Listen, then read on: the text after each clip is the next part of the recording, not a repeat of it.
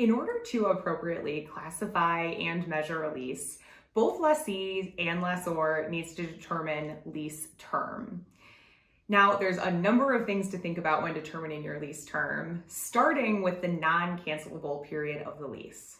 But you also need to think about periods covered by an option to renew if the lessee is reasonably certain of exercising that option, periods covered by options to terminate if the lessee is reasonably certain not to exercise that option, and periods covered by an option to renew or terminate if the lessor is actually the one that controls those decisions.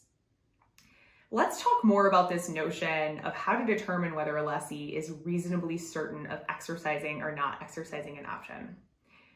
When making that assessment, entities should consider all relevant economic factors. So that could be contract-based, asset-based, entity-based, or market-based conditions. And those could interact with each other and also vary depending on a lessee's unique facts and circumstances.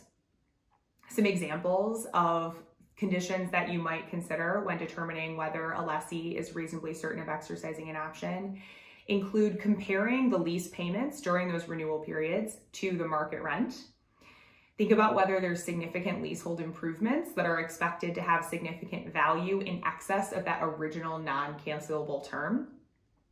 Think about the cost to the lessee of terminating a lease and identifying a replacement asset.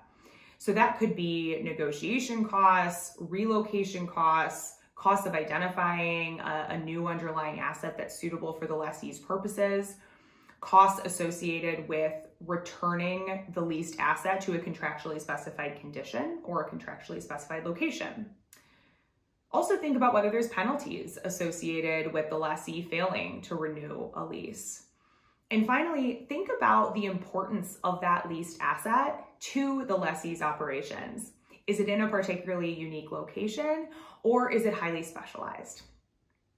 Now, as you can probably tell, this lease term assessment involves judgment, so be sure to thoughtfully consider all of these conditions when making a conclusion regarding your lease term.